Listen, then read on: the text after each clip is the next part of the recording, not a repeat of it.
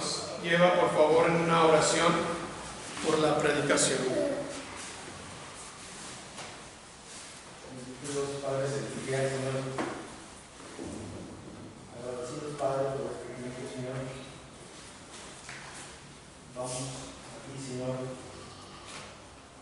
pidiendo, Señor, perdón por nuestros pecados, que tu sangre, la sangre de tu Hijo, Señor, sea rociada sobre nosotros, Padre, y que no nos mires a nosotros, sino a tu Hijo, Padre. Te pedimos, Padre, por este tiempo de predicación, Señor, que tu mensaje sea expuesto de acuerdo a tu palabra, Padre.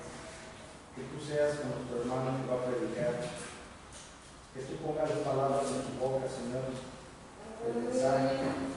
Y que, Señor, abra nuestras mentes, nuestros corazones, Padre, para recibir tu mensaje y ponerlo por obra. Te pedimos así, Padre, por todos los lugares donde Señor estés con tu palabra, Señor. Animando, Señor, tu palabra a todo tu pueblo, Señor, a la oración, en espíritu y de verdad. En el nombre de Cristo, Señor, te lo pedimos y damos gracias. Amén. Vamos a escucharlo para el mensaje, hermanos, por nuestro hermano Horacio.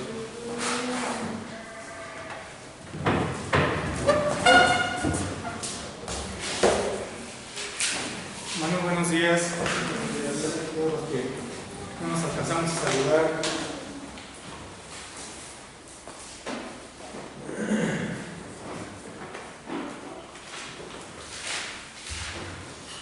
Pues vamos a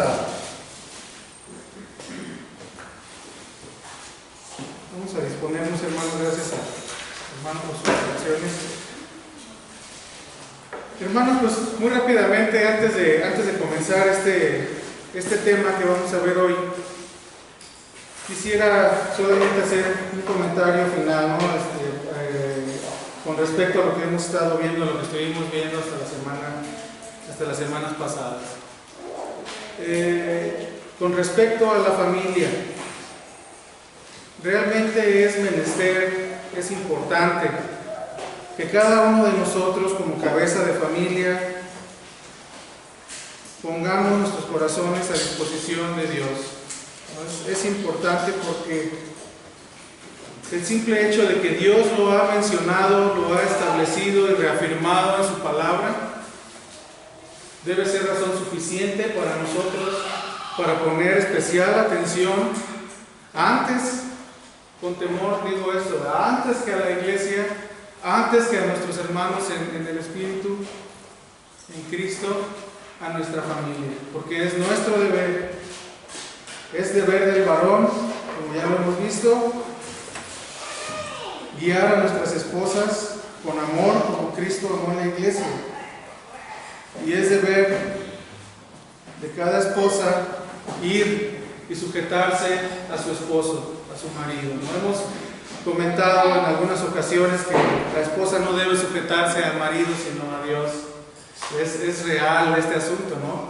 Pero el mandato es claro y la esposa debe sujetarse a su marido. Claro, si está sujeta a Dios, para ella va a obedecer a Dios a sujetarse a su esposo. Si no está sujeta a Dios, olviden, ¿no? que va a sujetarse en este sentido alguna vez a su esposo, fuera de algún interés particular vano, ¿no? Entonces, debemos de ir a Dios, debemos de ir a Cristo. Como vimos ahí en la carta a los Efesios la semana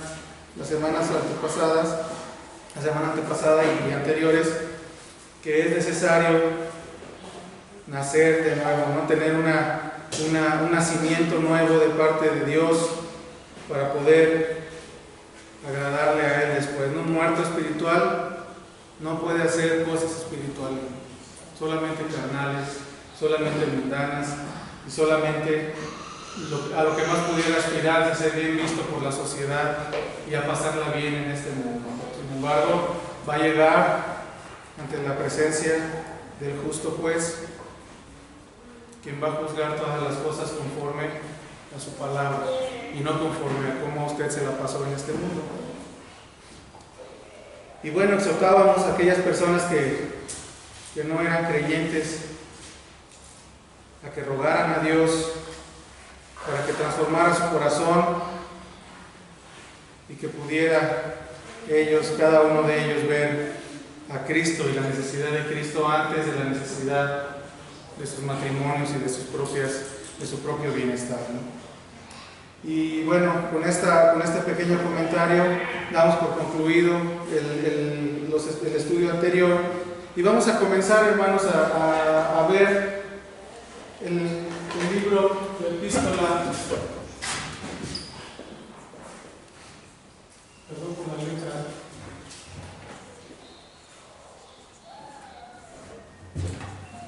a los Romanos. Si busca por favor ahí en su Biblia, el libro de Romanos.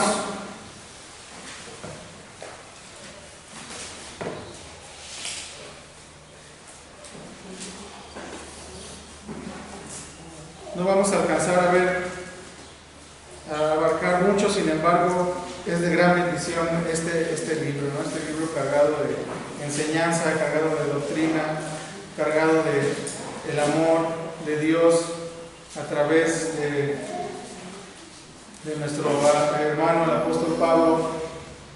Y vamos a hacer una lectura inicial, por favor. Vamos a ir al libro de Romanos, en el capítulo 1. Y vamos a leer del versículo 1 al versículo 18, por favor. Y después de eso comenzamos.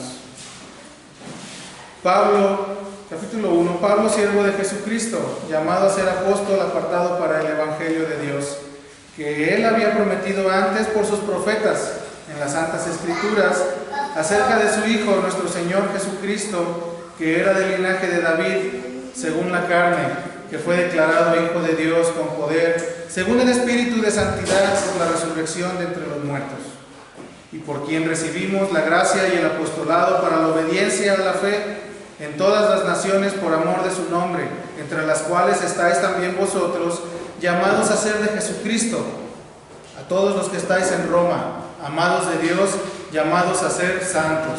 Gracia y paz a vosotros de Dios nuestro Padre y del Señor Jesucristo.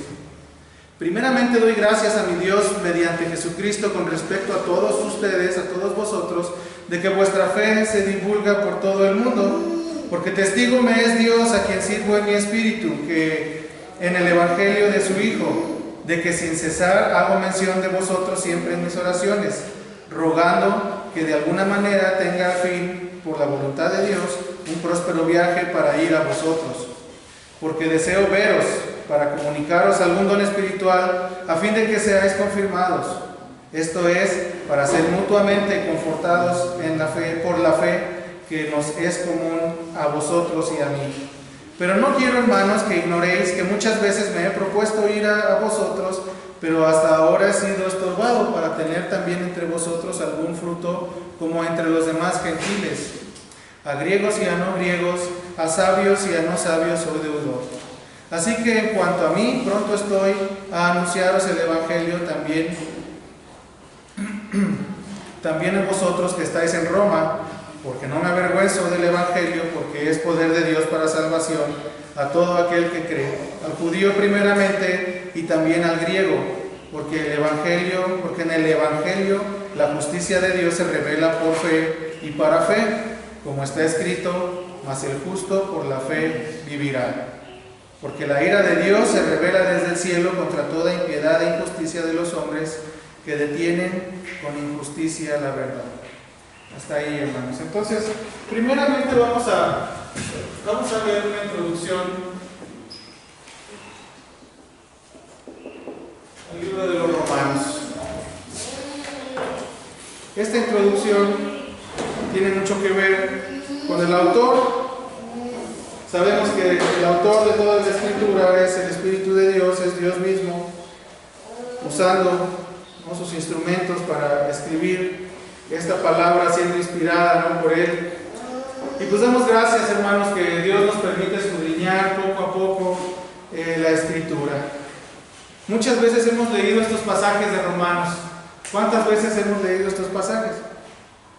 bueno, más allá, más detenidamente hemos leído del capítulo del 1 del versículo 18 en adelante, ¿no? Para establecer a lo mejor un parámetro moral, ¿no? De cómo se encuentra el mundo.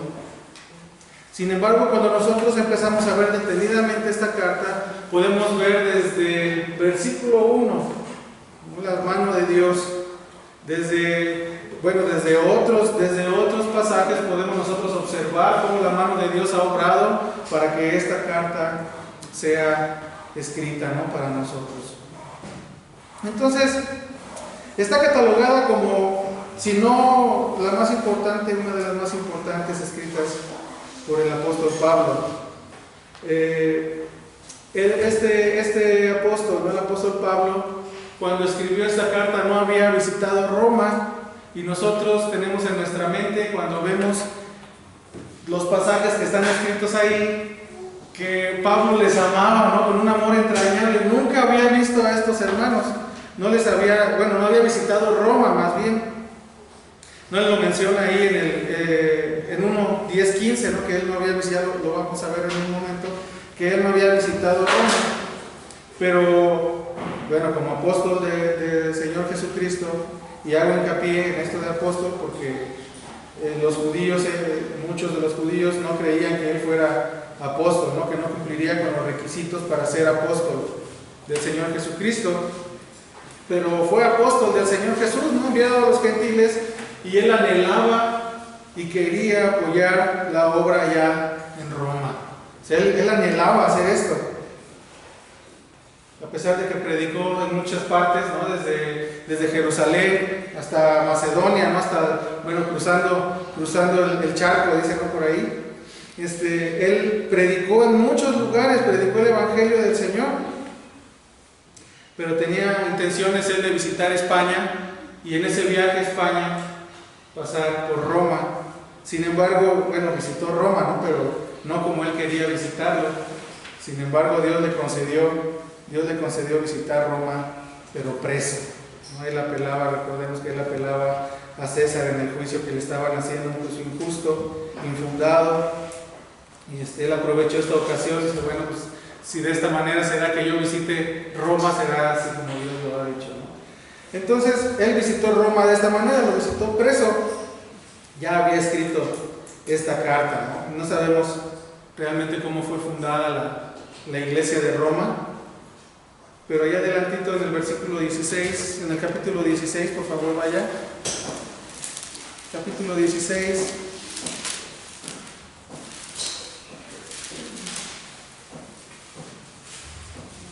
Allí en los saludos personales, ¿no? En el 7.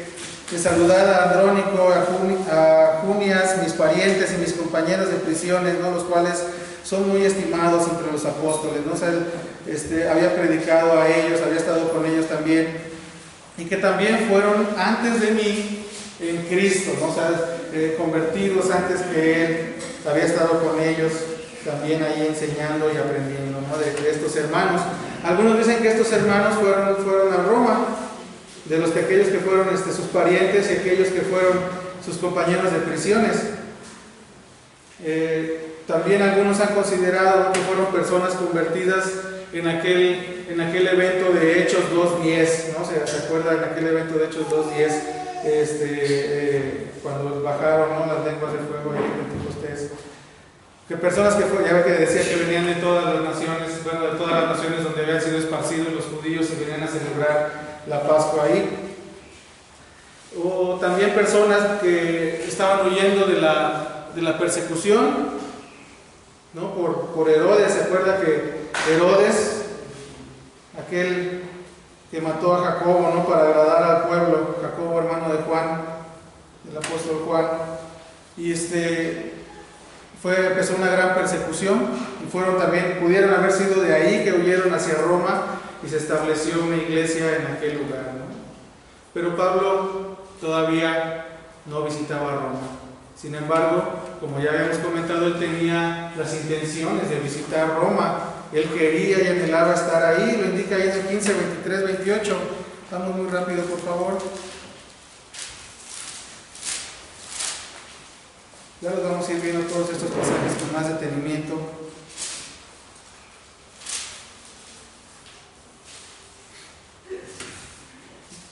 Estamos 15 a 23.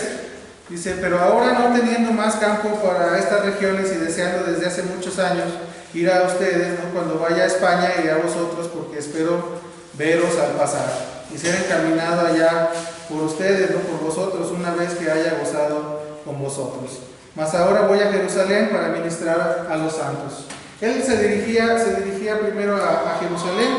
Ahí nos ubicamos, hermanos, en el hecho que platicábamos hace 15 días en Hechos 19, ¿no? Hechos 19, 21 y 22 y 3, después del alboroto en Éfeso. ¿Se acuerda de los templecillos de Diana, ¿no? Donde Demetrio ahí estaba haciendo su relajo porque le estaba tumbando el negocio ahí a este hombre, ¿no? Estaba en contra de la idolatría y estos plateros no hacían imágenes del templecillo de Diana, de la diosa, etcétera, ¿no? Y no dejaban ahí que se predicara el evangelio. Entonces Pablo de ahí salió hacia Corinto, se fue a Grecia, dice, y es ahí donde él escribió esta carta, ¿no? Alrededor del año 58 después de nuestro Señor Jesucristo. Como ya mencionamos, ¿no?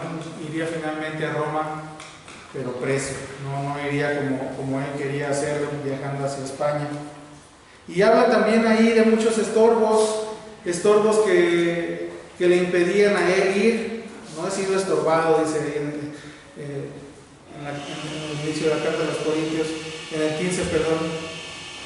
Pero, ¿cuáles eran esos estorbos, hermanos? Bueno, pudieran haber sido también acechanzas, ¿no? Las acechanzas de los judíos en su contra. Vemos que siempre que predicaba el evangelio había convertidos, pero también siempre que predicaba el evangelio había personas que estaban en contra. ¿Por qué? Pues porque seguían con la misma idea de que Jesús no era Dios, ¿no? Y los tachaban de herejes, y en aquel entonces esa acusación era muy grave. Bueno, todavía es grave, ¿no? Pero en aquel entonces era para muerte, ¿no? Si alguno predicaba herejías, ahora será para muerte, ¿no? Pero juzgado por Dios mismo. Aquí debemos de tener mucho cuidado con este asunto. Entonces, Pablo, habiendo sido primeramente un fariseo rigorista, ¿no? Rigorista se refiere a la palabra rigorista, se refiere a que tenía mucho rigor, que era muy recto, que no se salía, ¿no? Ni a diestra ni a siniestra de lo que a él le habían enseñado, de la tradición, de la escritura, ¿no? De la escritura ellos tenían todas las leyes farisaicas, ¿no? Ahí gobernándolos, y el fariseo rigorista era así, no se salía, era duro, recto, todo lo que no fuera de lo que estuviera escrito ahí para ellos era digno de muerte, ¿no? Porque estaban blasfemando el nombre de Jehová. Entonces, era un fariseo de estos. Sin embargo, fue alcanzado por la gracia directamente por el Señor Jesús. ¿Se acuerda usted, no? Ahí en el camino a Damasco fue alcanzado de una manera abrupta por Cristo. Realmente no sabemos cuánto fue el tiempo, cuánto fue, la escritura lo narra así. O sea, él cayó e inmediatamente Pablo volteó y le dijo: ¿quién eres, Señor? ¿No? La palabra que usaba ahí, Señor, es la palabra curios, que significa Señor, amo, dueño, ¿no? Entonces, esto lo puede usted leer ahí en Hechos 9, hermanos, para no meternos más a fondo en el autor. Sin embargo, ya conocemos esta historia, ¿no? Ahí en Hechos 9. Entonces él se convirtió por su gracia, o sea, se le apareció directamente, resucitado, el Señor, a él. Por eso cumple con uno de los requisitos para ser apóstol: el haber visto a Cristo, ¿no? Resucitado. Entonces, el Señor lo usó a él, dice que él mismo se señala, ¿no?, como apóstol a los gentiles, convertido por la gracia de Dios en un siervo aún más sobresaliente que todo lo demás, ¿no? Él mismo, siento yo, cuando leemos estos pasajes, cuando él se describe, ¿no?, y cuando él dice: y he trabajado más que todos. Dice, bueno, no yo, sino el Espíritu, ¿no? que lo ha impulsado a trabajar. No lo dice envanecido, sino lo dice realmente porque era la verdad, ¿no? Y estamos instados a decir la verdad. Entonces, él lo dice así, él había trabajado más que todos para los gentiles, pero reconoce que no había sido él, sino el impulso del Espíritu de Dios. Y así, de las 27 cartas, ¿no? que están en el Antiguo Testamento, 14 de ellas han sido escritas por la mano de Pablo, ¿no? Inspiradas directamente por la boca de Dios, por el Espíritu de Dios.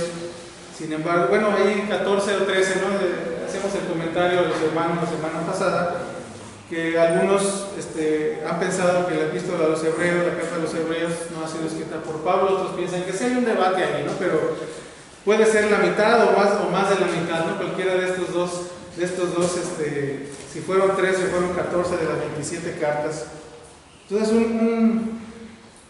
una persona usada por Dios para haber predicado por todo el Imperio Romano, siendo usado por Dios, como vamos a ver, desde el principio, desde su nacimiento, y él mismo lo reconoce, dice que Dios lo apartó, ¿no? desde el vientre de su madre, siendo él teniendo las dos nacionalidades, ¿no? La nacionalidad judía y la nacionalidad romana. O sea, Dios desde entonces estaba moviendo su providencia, ¿no? para hacer esto.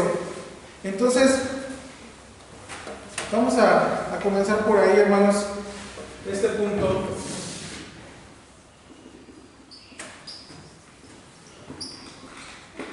El Evangelio definitivo.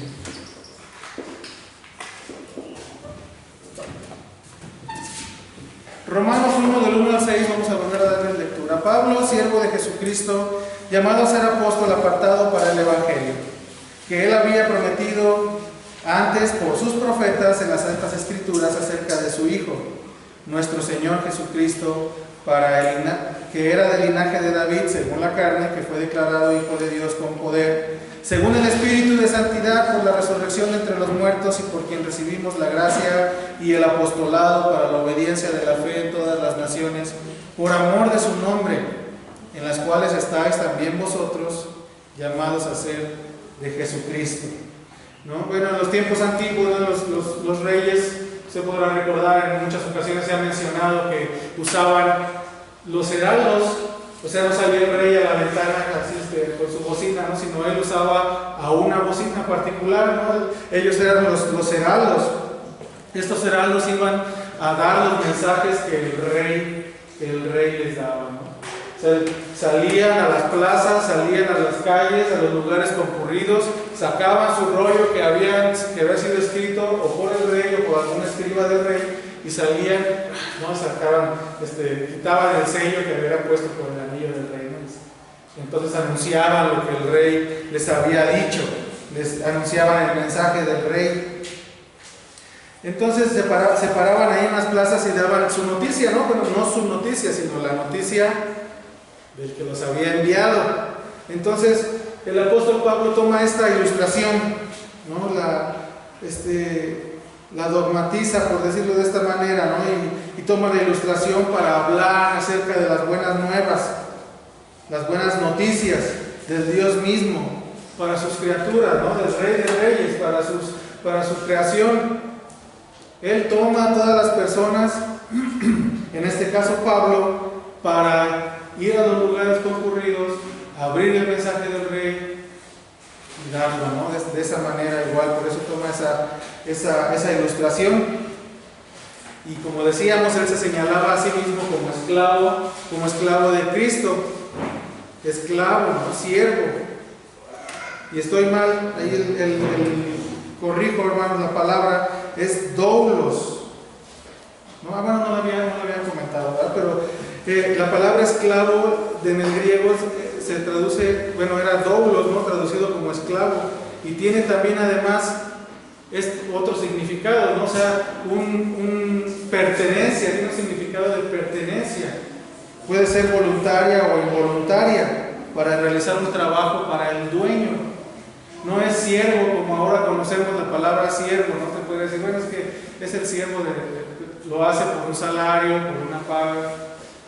Esta palabra significaba otra cosa, significaba que era una pertenencia de alguien, ¿no? Doulos en este sentido es esclavo de Cristo. Y como decíamos, la dogmatiza ahora para aplicarle, para hablar del servicio que deberíamos de tener cada creyente, que debemos de tener cada creyente para su Rey y Salvador, ¿no? Para el Señor Jesucristo. Entonces, vamos ahí, Gálatas, por favor, 1:15, vaya por favor. Ahí él menciona también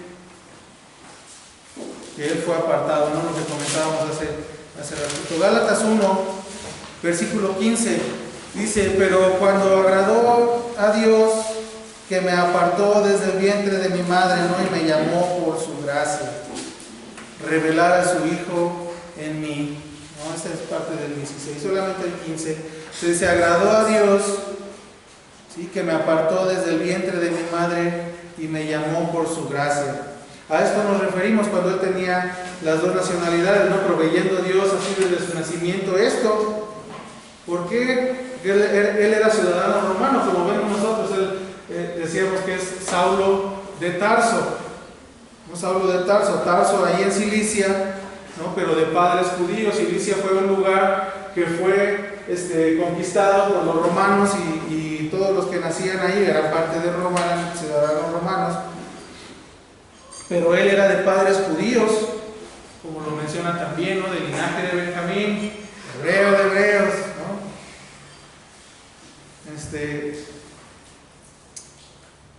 Y tuvo una formación, tuvo una formación judía, ¿no? Una formación farisaica, a los pies de aquel maestro Gamaliel que es mencionado también ahí en la escritura, ¿no? Entonces Dios actuaba así, ¿no? Con su gracia preventiva, podemos decirlo, la gracia preventiva, ¿no? Que daba de su provisión, ¿no? Para dotar, para capacitar a aquel que sería, como él lo da el ejemplo, ¿no? El heraldo del Evangelio para los gentiles. Y bueno, vemos también que corregía, que ilustraba a los judíos, ¿no? Muchas veces salía por piernas, ¿no? de donde estaban los judíos, o los sacaban a rastras, casi muerto también. Vemos el versículo 2, por favor.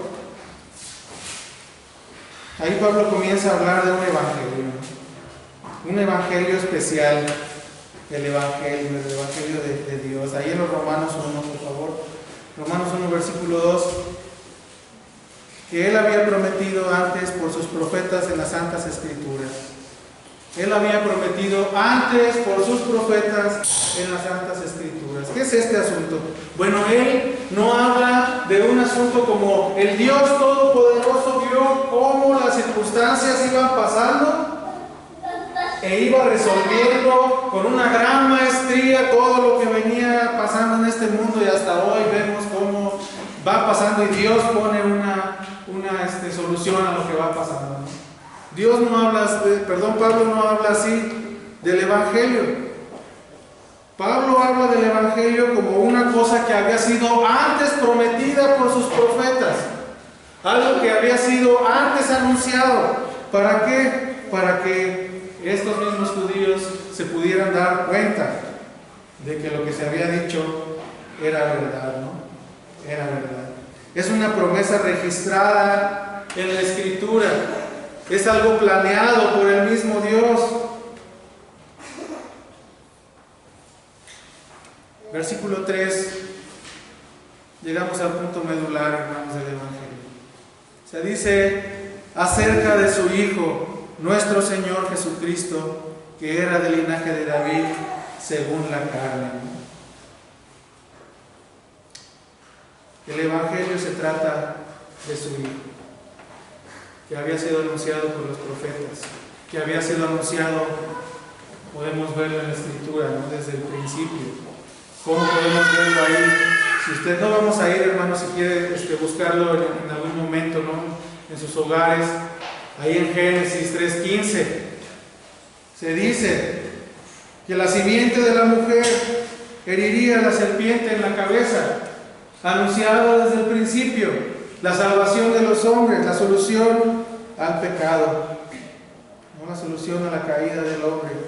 A Abraham se le dijo en Génesis 22, 18, 28, 14, que de su simiente serían benditas todas las naciones, de su semilla, de su simiente, no su linaje. A Moisés se le dijo que después de él Dios levantaría a un profeta mayor que él, y que aquel que no creyera en él sería desarraigado, no sería desechado. A David, hermanos, ¿cuántas veces no se le habló de Cristo estando plasmado ahí en los Salmos? Pero ahí en segunda de Samuel 7:12 y segunda de Crónicas 6:16, ¿no? Se le prometió también que de su descendencia saldría un rey, pero no un rey terrenal, no un rey que muriera, ¿no? Sino un rey eterno, un rey celestial. A Isaías 9:6, ahí en Isaías en el 9:6 hemos cantado este asunto, ¿no? Se le dijo que daría a su hijo y que nacería para ser príncipe de paz, príncipe, que sería admirable, que sería consejero, Dios fuerte, está diciendo que del linaje vendría el Dios fuerte, el único, digno de admiración, ¿no? Y digno de escuchar su consejo, el príncipe de paz, el Hijo de Dios. Este Hijo, ¿no? Que constituye la buena nueva, es lo que constituye el Evangelio. No solamente fue anunciado y registrado en las Sagradas Escrituras, como lo hemos visto en estos pasajes y muchos otros. Toda la Escritura trata de su Hijo.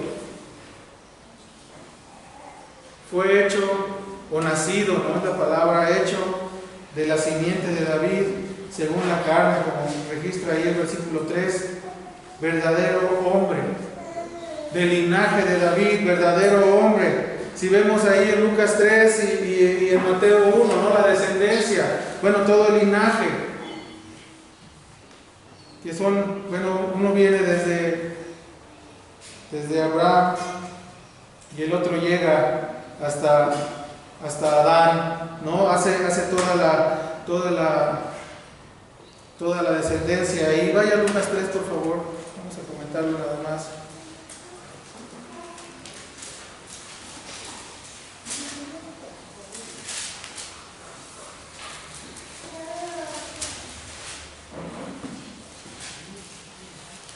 Me gustaría que pusiéramos ahí especial atención, ¿no? En el 21. Aconteció que cuando todo el pueblo se bautizaba, también Jesús fue bautizado, ¿no? Como la necesidad de los hombres.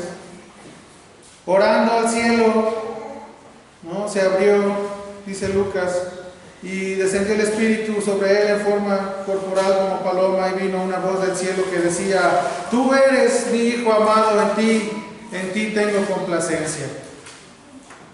Y después viene toda la genealogía, ¿no? Dice, Jesús mismo al comenzar su ministerio era como de 30 años y comienza diciendo: hijo, según se creía, de José, hijo de Elí. Y vamos a pasar al versículo 37, dice, nace toda la genealogía, y en el versículo 37 dice: hijo de Matusalén, hijo de Enoc, hijo de Jared, hijo de Mahalaleel, hijo de Cainán, hijo de Enos, hijo de Set, hijo de Dios, hijo de Adán, perdón, hijo de Dios.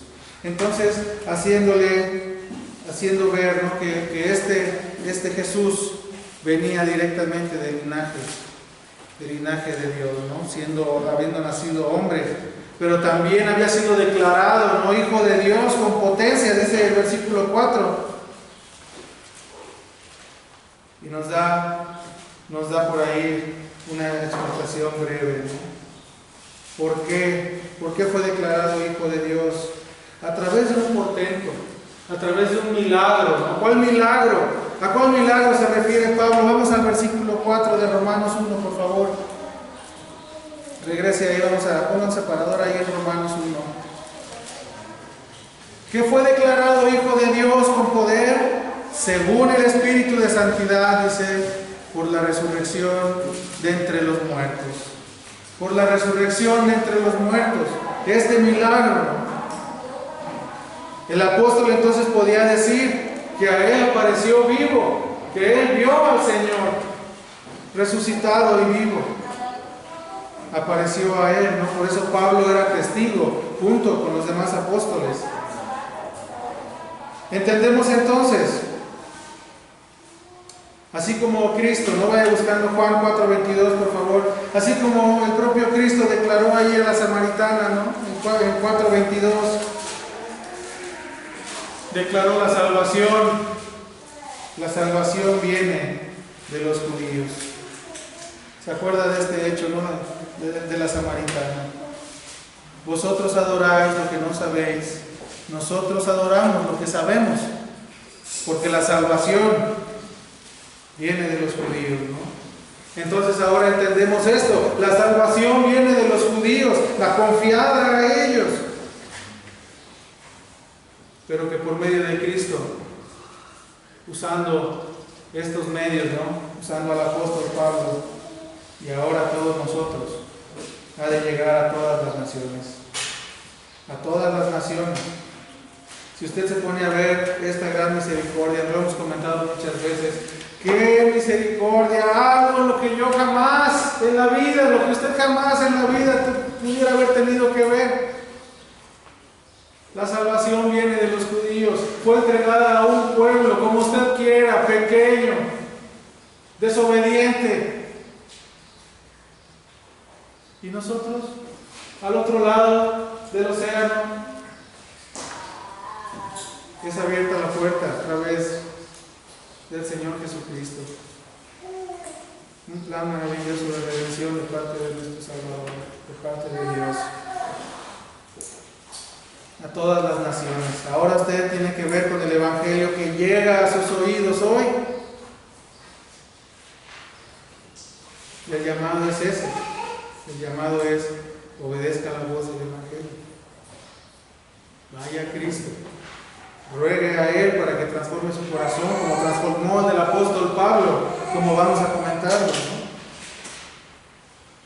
Versículo 5.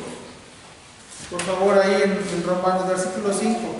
Por quien recibimos la gracia y el apostolado para la obediencia a la fe entre todas las naciones por amor de su nombre. Este Hijo de Dios, este Mesías, anunciado desde el principio, recibió el llamamiento y la gracia y el apostolado para convertirse en testigo y apóstol. Estamos hablando de Pablo. Recibió de él, del Mesías, del Hijo, directamente. ¿Para qué? Para todas las naciones, para que las dos naciones escuchen el Evangelio y obedezcan la fe. Y vamos al versículo 6, por favor. Entre las cuales estáis también vosotros, llamados a ser de Jesucristo. ¿Vosotros quiénes? ¿A quién se refiere? A los romanos. O sea, está dando la gran noticia a los romanos, no solamente ya de los judíos, no, sino de los romanos y de todas las naciones, en el nombre de Cristo. Y esta obra del Evangelio, este portento, ¿no? Es un Evangelio completo, una obra completa. Así, con el llamado de este apóstol, cumple uno de sus propósitos, el Evangelio, el llegar a las naciones.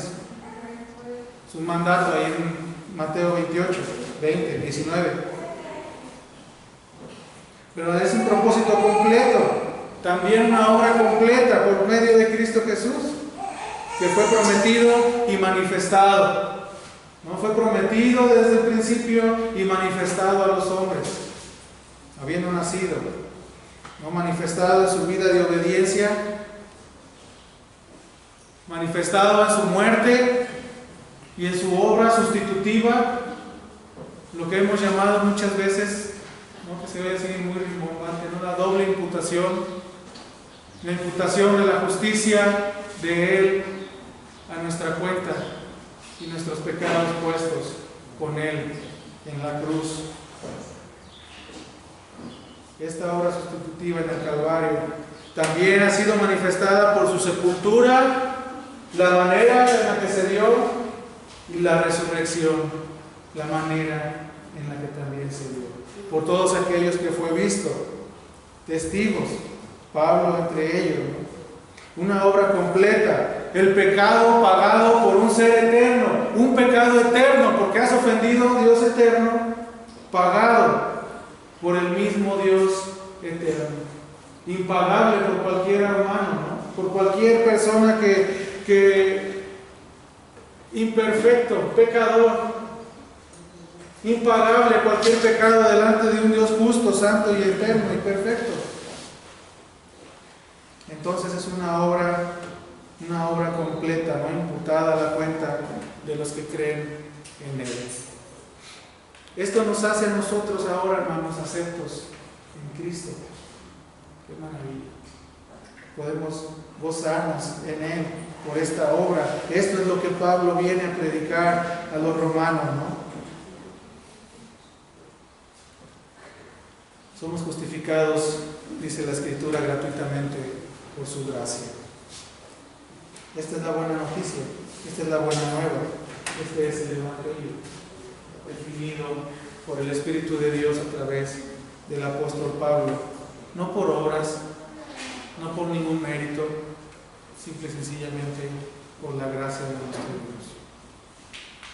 Y por esto que Pablo explicaba, por esto que Pablo nos dice en la carta a los romanos, Pablo se sentía endeudado. Pablo se sentía endeudado grandemente. Vamos a brincarnos unos versículos, vamos a llegar al versículo 14. Él dice ahí en el versículo 14, 1:14, a griegos y a no griegos, a sabios y a no sabios, soy deudor. Pablo, como ya lo hemos mencionado, hermano, siendo un fariseo rigorista, un fariseo firme y fiel a sus tradiciones, a sus creencias, y su obediencia a estas creencias, a estas tradiciones, lo hacían sentir a él irreprensible. Él se sentía irreprensible. Él mismo lo dice, ¿no? En cuanto a la ley, irreprensible. Él fabricó en su obediencia una salvación ficticia, una salvación falsa, dándole ejemplo a todos y cada uno de los que hemos procurado alcanzar, agradar a Dios por medio de nuestras propias obras. Mas ahora sabiendo, ¿no?, la maravilla de Dios y nuestra inaptitud para poder agradarle a Él, podemos entender lo mismo y podemos sentirnos como Pablo se sentía, no se sentía como basura, él se sentía como estiércol, todas sus obras eran así, para él eran así. Se formó una justicia, ¿no?, por su obediencia farisaica y pensaba ser justificado delante de Dios. Y todos los que no obedecían esto que él creía ser verdad, eran muertos por su mano. Bueno, no por su mano, pero por su dirección. Todo lo que él alcanzara a hacer,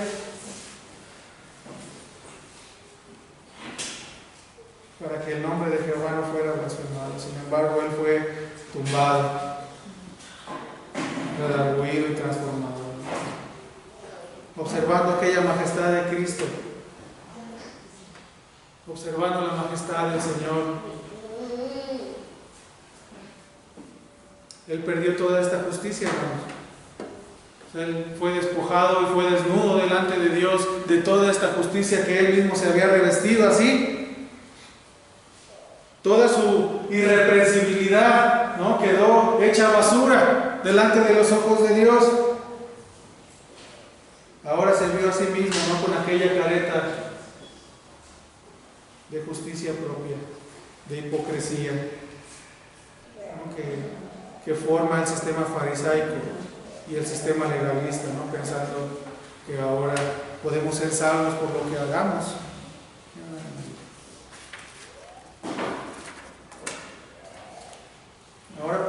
salvos. No van a llegar las plagas del mundo.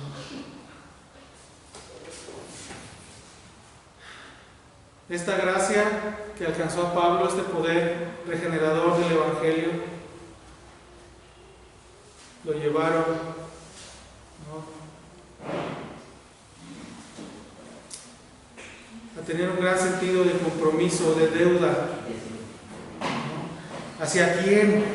O sea, aquí dice, ¿no?, que a griegos y a gentiles, mas él en el fondo, sabemos nosotros, ¿no?, que él es deudor no a ellos, a los que perseguía, sino a Dios mismo, porque perseguía a Dios mismo. Cristo se lo dice: Saulo, Saulo, dice, ¿por qué? ¿Por qué me persigues? ¿Por qué me persigues? No dice, ¿por qué persigues mi iglesia? ¿Por qué me persigues? ¿Por qué tienes odio contra el Salvador? ¿No? Ese odio contra el Salvador le llevaba a la persecución de la iglesia, y ahora él sentía este compromiso de deuda, este compromiso que lo impulsó a predicar a todos estos lugares que hemos ya mencionado. Y bueno, como una pregunta solamente, ¿no?, que podemos ver a nosotros mismos y pensar: ¿qué tan deudor soy yo a Cristo? ¿Qué tan deudor eres a Cristo? Si no crees en Él, ¿qué tan deudor eres al Creador? ¿No crees en esto? ¿No crees en que toda esta providencia es de parte de un Dios santo, justo, bueno, proveedor, todopoderoso? Lo vamos a seguir viendo más adelante. Entonces, él se sentía así de deudor. Recordamos que los griegos se consideraban a sí mismos una raza superior, ¿no?, por su conocimiento, por sus tradiciones, por sus dioses, ¿no? Tenían un montón de dioses para todo. Y todo aquel que no fuera griego, todo aquel que no fuera romano, para ellos era un bárbaro. Bárbaros. Nosotros somos bárbaros, éramos bárbaros, ¿no?, en aquel entonces para ellos. Y a los judíos, para todos los que no eran judíos, para ellos eran gentiles. ¿Se acuerdan, no?, que ni siquiera se atrevían a tocar a las personas. Eran una raza superior porque fueron escogidos por Dios, haciendo todo lo contrario. Entonces Pablo se consideraba deudor a ambos, ¿no?, a bárbaros y a no bárbaros, y a judíos, a gentiles, porque el Evangelio no hace distinción de nacionalidades. El Evangelio no hace distinción de razas ni de edades. El Evangelio es para toda la humanidad, ¿no? La buena noticia es para todos, es abierta. Y de esta buena noticia nos gozamos los que creemos en Él. Sabemos entonces, ¿no?, como vimos en Efesios, todos aquellos en los que Él ha puesto sus ojos. Y como vamos a ver más adelante aquí en el libro de Romanos también. Entonces son y somos, tanto ellos como nosotros, necesitados de la salvación de Dios y salvados gratuitamente por esta fe.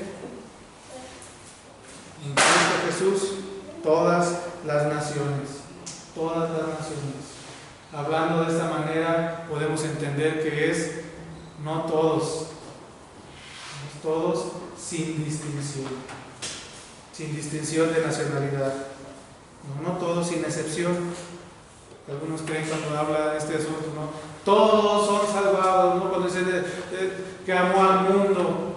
Todas estas palabras que tienen varios significados en la Escritura deben ser consideradas en el contexto en el que se está diciendo, y debemos de leer todo el capítulo, no solamente un versículo, para no sacarlo así de contexto, ¿no?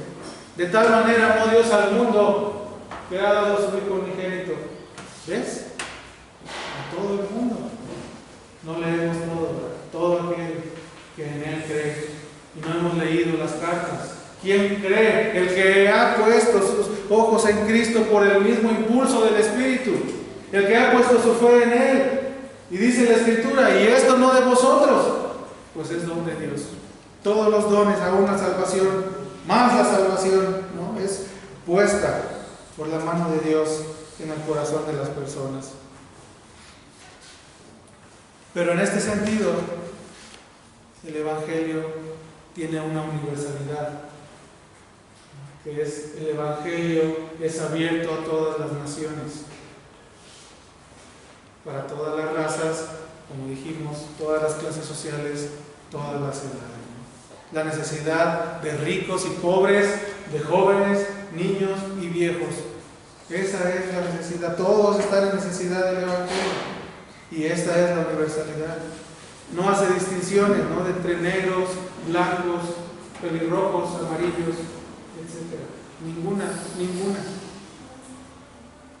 Él mismo, Cristo mismo, se ha puesto y se ha identificado a sí mismo como Dios y como el único camino, como la única verdad y como la vida para todas las naciones. Vamos a terminar viendo solamente, hermanos,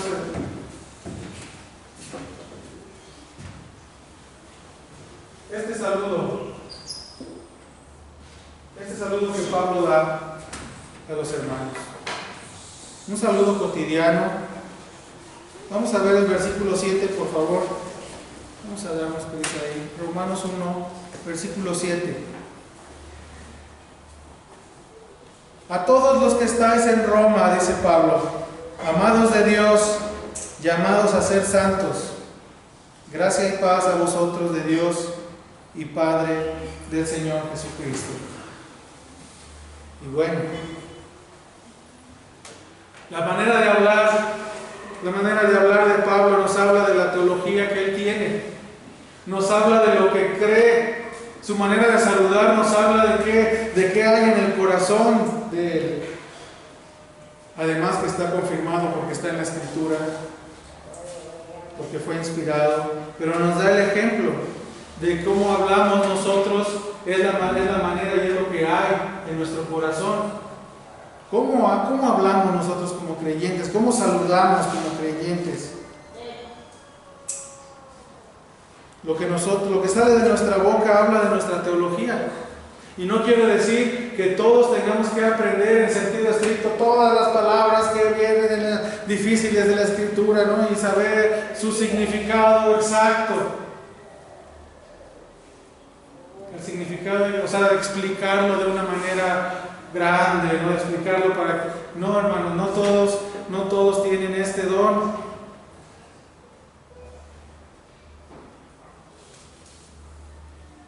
Sin embargo, como nosotros hablamos, nos deja ver si nosotros creemos en la soberanía de Dios. El ejemplo que ponen los hermanos, cuando decimos mañana nos vemos, si Dios quiere, teniendo esto no como una muletilla, teniendo esto no como un simple para que veas que creo en Dios. No, hermano. Creyendo realmente que la soberanía de Dios está actuando en las vidas, que la providencia de Dios actúa en este mundo y que si Dios no quiere, no nos vamos a ver mañana o al rato. No, si quiere, pues claro que nos vamos a ver. Pero si Él quiere, ¿no?, en ese sentido, no usando a Dios como una muletilla. Entonces, vamos a ver este asunto, ¿no? Dice, amados de Dios. Qué frase, ¿no? O sea, qué amados de Dios. Amados de Dios, lo dice ahí, ¿no? Por elección. Amados para salvación. Amados para salvación. Llamados a ser santos. ¿Cómo? ¿Cómo fuimos llamados a ser santos? Por el Evangelio. Llamados a ser santos por una vida que justifica y que prepara a la persona para una vida santa y agradable a Dios. Llamados a ser santos. ¿Para qué fue usted llamado? Para ser creyente. Si no fue para ser santo, para adorarle a Él. salir de aquí y vivir una vida mundana y vivir una vida como todos los demás.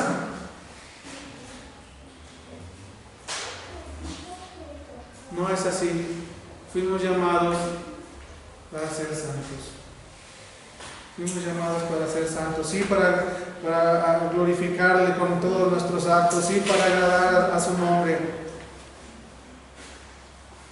pero dentro y fuera de la iglesia.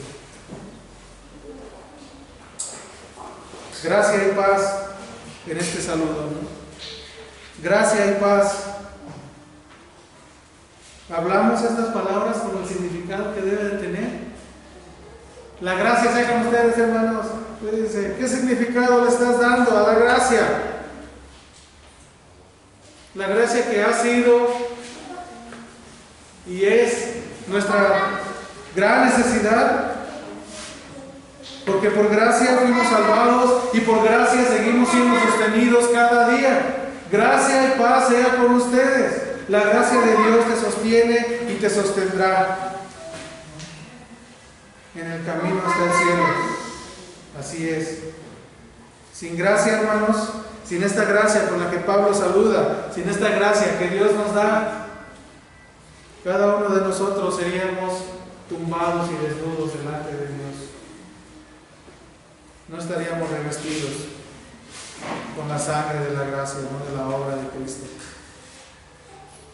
Sin gracia estamos perdidos. Cada creyente es sustentado por la gracia hasta el final. Y finalmente vamos a ver la paz. Como decíamos ahí en Isaías 9:6. El príncipe de paz, que ha llenado nuestra vida de paz, reconciliándonos con Dios. Pablo en sus mismas epístolas habla acerca de que vamos a ser perseguidos. Cristo habla de que si persiguieron al maestro, al discípulo más, entonces ¿de qué paz nos está hablando? De la paz con Dios, de una paz espiritual, de una paz que no tenemos que preocuparnos de nuestro futuro espiritual después de la muerte en este mundo. Hemos sido reconciliados con Dios por esta grande noticia del Evangelio que recibimos. Reconciliados y abriendo la puerta para estar con nuestro prójimo, ¿no? Para poder estar en paz con Él, con nuestro prójimo también. Ahora podemos vivir en paz con los hombres, porque ninguna obra, ningún agravio va a ser tan grande como el agravio que recibió nuestro Salvador. Podemos vivir en paz con los demás. ¿Qué es para mí un agravio? ¿Te ofende? ¿Ofende a su majestad y a su grandeza, hermano, hermana? Voltea a ver a Cristo. Voltea a ver a Cristo. Ningún agravio es tan grande como Cristo. Entonces podemos vivir en paz y ahora sabemos cuál es nuestro deber, ¿no? En este tiempo de preparación para el cielo. En el saludo de Pablo que dice gracia y paz, llamados a ser santos. Toda esta grande noticia del Evangelio ha sido recibida no solamente por los romanos, no solamente ha sido recibida por los griegos a través de Pablo, sino a no griegos y a gentiles, a bárbaros y a gentiles, entre los cuales estamos usted. Es que no se enoje si en la calle le gritan, ¡ah, qué bárbaro! Somos bárbaros para muchos, pero bárbaros reconciliados con Dios por su gracia. Vamos a dejar hasta aquí, hermanos, este sermón. Vamos a orar, por favor. Nuestro Padre Celestial, te damos gracias, Señor, por permitir que en tu gracia podamos ver ahora cómo has salvado a las naciones, Señor. Esta obra maravillosa que no ha restringido a una sola nación, a una sola raza, Padre. Que has abarcado a los mexicanos, que has abarcado a Guanajuato, que has abarcado, Señor, a cada uno de los que estamos escuchando tu Evangelio, Señor nuestro.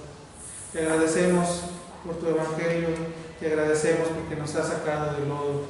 Te agradecemos, Señor, porque hoy podemos ver todas nuestras justicias como lo hacía Pablo, verlas como estiércol, como nada, delante de tus ojos. Y que lo único, Señor, que tú ves en nosotros es a tu Hijo, de su justicia imputada en nuestra cuenta. Una vez más, Señor, te agradecemos. Ponemos en tus manos los corazones de cada hermano para que pueda tomar estas verdades, Señor, y atesorarlas en su corazón. Señor, todos rogamos en el nombre de Cristo Jesús. Amén. Gracias, hermanos.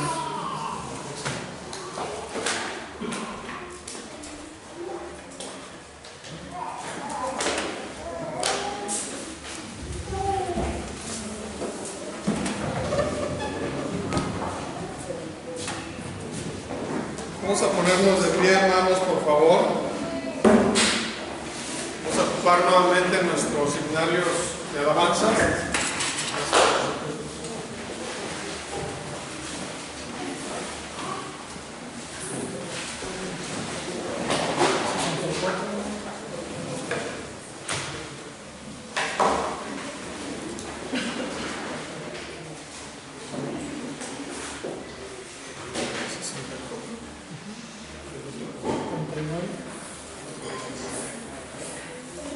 Vamos a ir al número 63, hermanos, de nuestro himnario de alabanza, es Apocalipsis 5, 9, 10.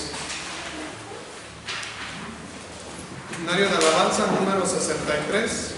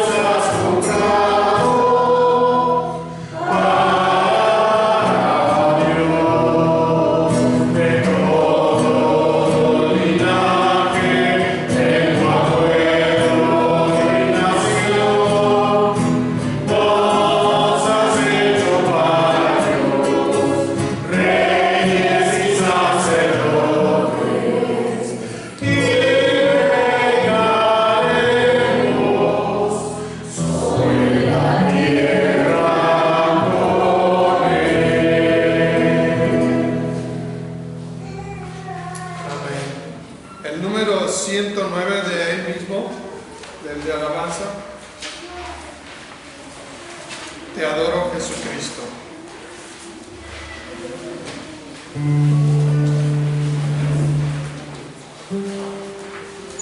109, hermanos.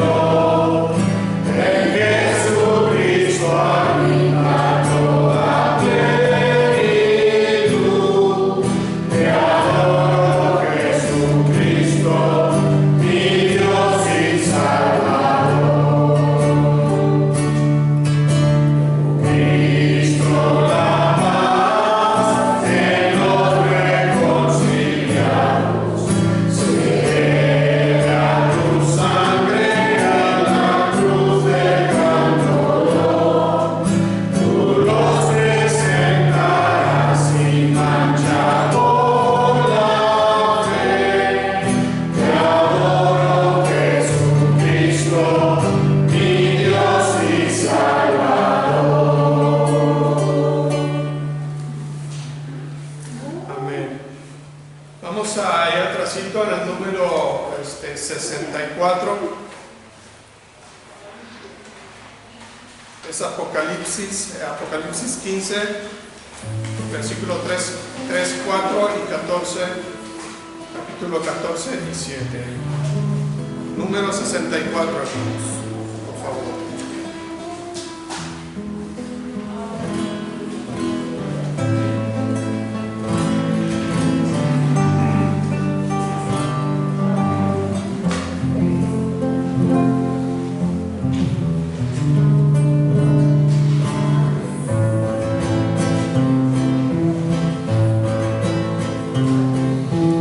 Grandes y maravillosas son tus obras.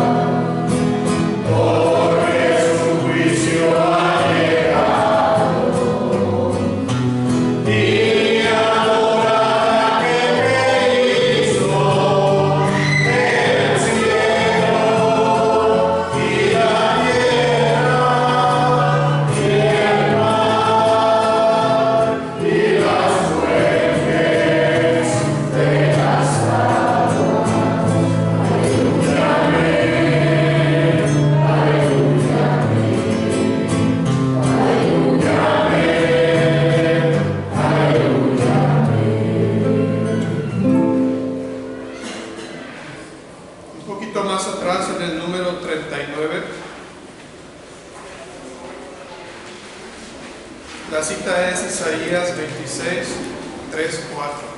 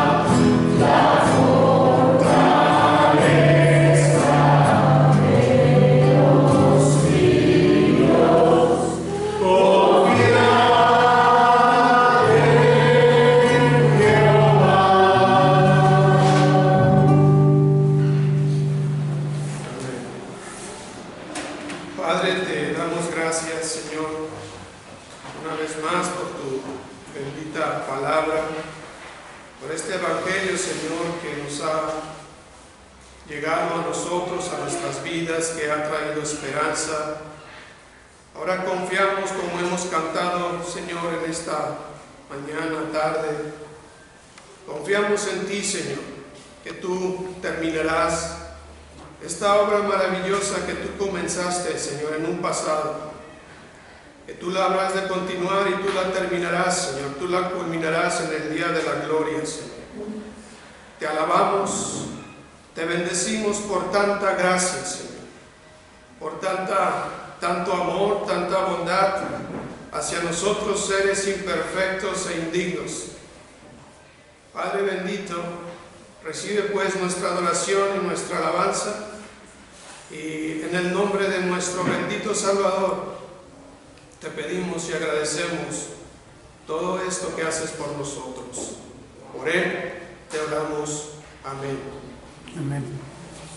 Hermanos, solamente comentarles